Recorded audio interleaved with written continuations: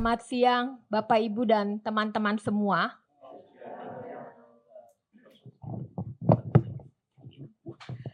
Saya ingin mengacu apa yang disampaikan oleh Ibu Omi dan Romo Magnis. Situasi yang kita hadapi hari ini, mungkin saya berdiri aja biar lebih keras suaranya kali ya. Lebih semangat sih. Saya butuh semangat itu sekarang teman-teman. Pertanyaannya, dalam situasi Indonesia yang sedang tidak baik-baik saja itu, kemana para akademisi di kampus?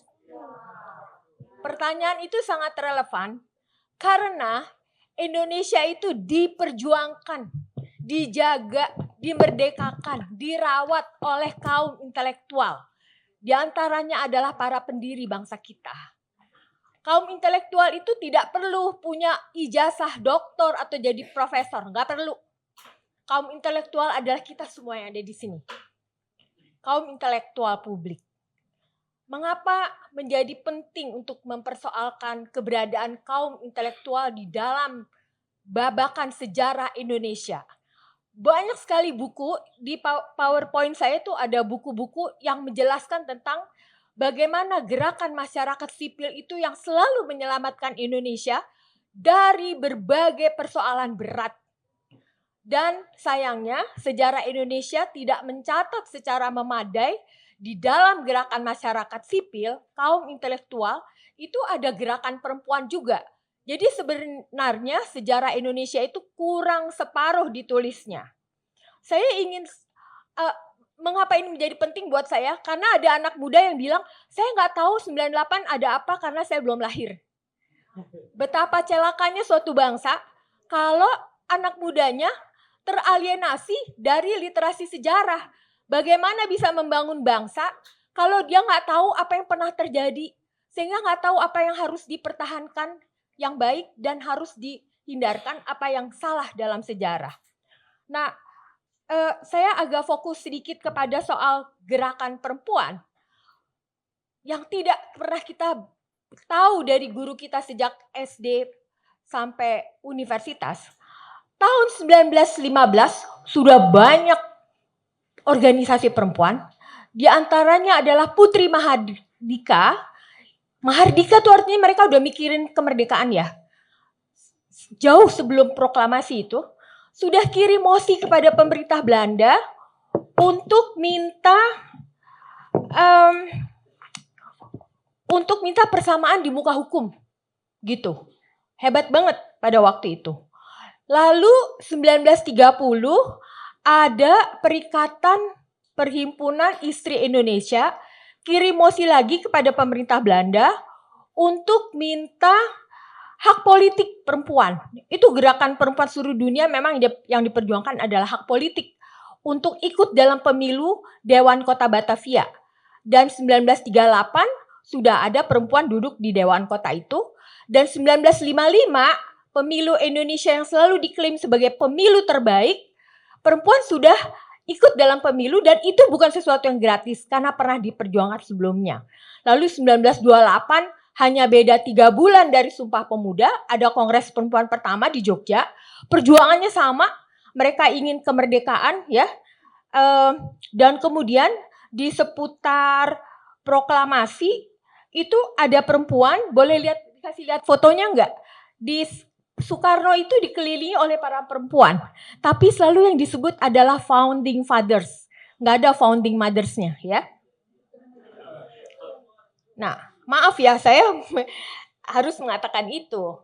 Lalu tahun 45 sampai 49, agresi militer kedua datang lagi dan itu baru beberapa tahun lalu ditemukan oleh seorang yang namanya Remy Limpah yang menjelaskan di disertasinya bahwa terjadi kejahatan kemanusiaan yang luar biasa dan perempuan itu selalu ada di situ.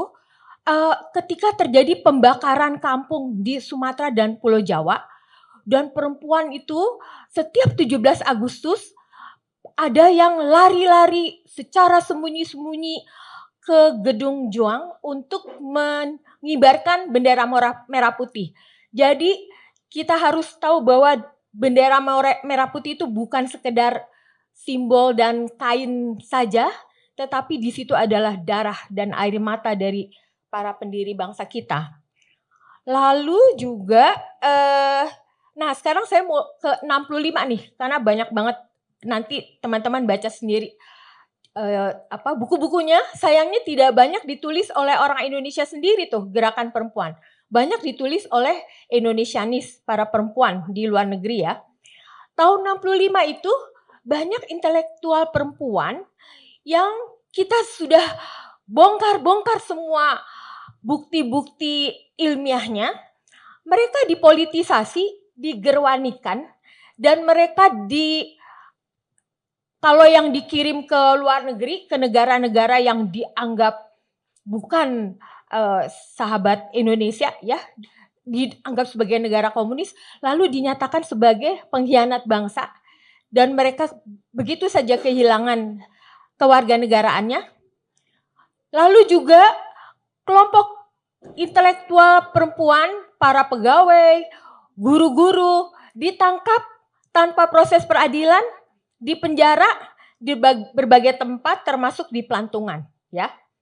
98 barulah terjadi reformasi yang tadi disebut Romo Magnis. Banyak teman-teman saya bilang reformasi 98 tuh hari ini habis. Perjuangan kita 26 tahun tuh nggak ada lagi gitu ya. 98 apa yang terjadi dengan perempuan? Sekelompok perempuan mengalami kejahatan seksual, bukan diperkosa secara biasa, tetapi dilukai oleh benda-benda tajam dan benda-benda tumpul dan mati. Ada yang mati, TGPF menjelaskan itu gitu ya. Boleh dikasih lihat ini ya, oke. Nah, oke, situasi kita sekarang hari ini. Situasi kita hari ini sekarang apakah lebih baik? Tidak. Karena kalau 98 yang mereka lakukan adalah kekerasan fisik. Tetapi hari ini yang mereka lakukan adalah kekerasan budaya. Indirect violence. Mereka melakukan yang disebut tadi hukum sebagai senjata politik ya. Diam-diam mereka menggunakan otoritas lembaga-lembaga tinggi negara untuk membuat hukum, untuk mendefinisikan kekuasaan kepentingan para elit penguasa. Dari Mahkamah Konstitusi, Mahkamah Agung, ya. Itu saya kurang paham para sarjana hukum yang menjadi hakim-hakim itu, apakah mereka sengaja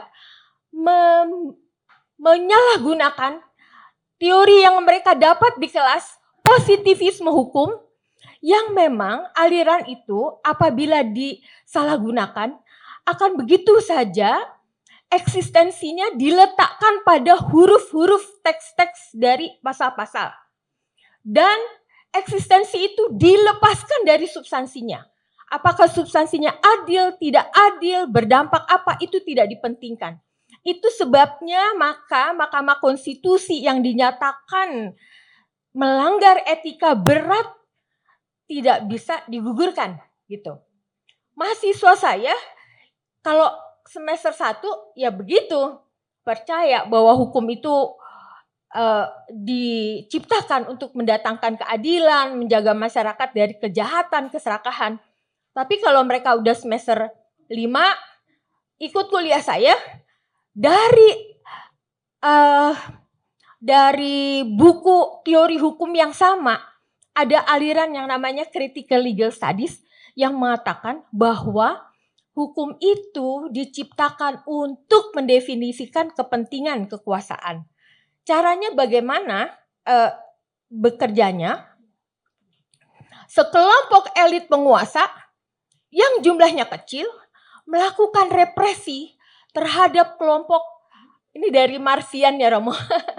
Jadi begitu, melakukan represi terhadap mayoritas orang yang tidak punya kuasa atau kuasanya kecil saja. Dan sambil itu dilakukan, tadi disebutkan oleh Romo, masa demisioner sekarang ini, lembaga-lembaga pengadilan tertinggi, kemudian lembaga DPR, diam-diam atau ketahuan-ketahuan, sedikit melakukan revisi macam-macam undang-undang yang sangat potensial melemahkan demokrasi dan hak-hak dasar kita sebagai warga negara, ya. Undang-undang penyiaran, undang-undang Polri, undang-undang TNI, undang-undang Kementerian Negara, apalagi. Ya. Nah, ini apa artinya? Kita memang bisa shifting, berubah dari negara hukum menjadi negara kekuasaan. Ada banyak teori-teori negara hukum itu, rule of law, tetapi ada 3 unsurnya. Pertama adalah unsur prosedural formal. Intinya di situ adalah demokrasi. Membuat hukum itu harus pertama hukumnya tertulis dan bisa dimengerti oleh semua warga negara, dan prosedurnya itu harus melibatkan partisipasi publik yang luas gitu. Apakah itu semua terjadi? Enggak, gitu ya. Kedua, unsur substansi. Di dalam hukum itu, debat-debatnya ratusan tahun, ada hak-hak asasi dari individu, dari kelompok sosial, dan juga hak memiliki properti yang harus ada di dalam isinya. Apakah undang-undang yang kita dapat, undang-undang cipta kerja, undang-undang yang dipersoalkan oleh teman-teman itu, hak asasi manusia kita terjaga di situ? Lalu yang ketiga, unsur mekanisme kontrol. Siapa yang bisa mengontrol pemisahan kekuasaan? Pengadilan yang independen. Kita sudah lihat bahwa pengadilan kita tidak independen. Kita mau lari kemana? Kalau Mahkamah Konstitusi dan Mahkamah Agung sudah membuat putusan yang semacam itu. Jadi yang terjadi sebenarnya adalah teman-teman, pembusukan hukum. Seolah-olah tampak sah karena dibuat hukum itu oleh mereka yang punya otoritas. Tetapi tidak, sama sekali tidak. Lalu pertanyaannya, kemana kaum intelektual kampus? Mereka ternyata juga sedang memperjuangkan dirinya sendiri. Karena kampus dan ilmuannya itu selalu menderita, dibombardir oleh regulasi-regulasi yang membuat mereka tidak bisa bergerak. Belum lama ini ada regulasi surat edaran Dirjen Dikti, ya, yang adalah kawan saya Dirjen Dikti itu, yang mengatakan seorang dosen itu ilmunya apa, akar pohon rantingnya apa, ilmu itu. Apakah masih bisa gitu ya, akar pohon, batang, ranting dari keilmuan itu didefinisikan begitu jelas ketika kecenderungan ilmu pengetahuan global adalah transdisiplin, interdisiplin. Teman-teman semua punya gadget seperti ini. Ilmu apa yang menghasilkan gadget? Gak penting untuk ditanyain. Karena ini adalah kolaborasi dari ilmuwan berbagai latar belakang ilmu pengetahuan gitu ya. Nah, seharusnya kan universitas itu otonom. Itu yang disampaikan oleh Mr. Supomo, pendiri bangsa kita yang bikin konstitusi. Apa itu otonom? Dosen punya kebebasan akademik. Dia boleh bicara seperti ini, boleh kuliah, boleh research, boleh publikasi apa saja ya. Dan juga kebebasan akademik itu harus didukung oleh tata kelola universitas yang baik, transparan, dan akuntabel.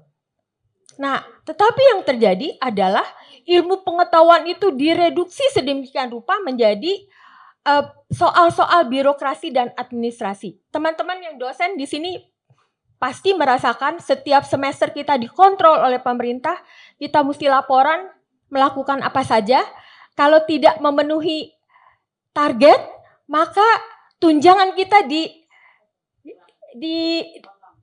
dipotong. Jadi tinggal gaji pokok saja, gaji pokok yang sudah sangat UMR itu. Padahal dosen itu tidak bisa disamakan dengan pegawai kementerian biasa karena dia punya fungsi khusus yaitu memproduksi ilmu pengetahuan gitu.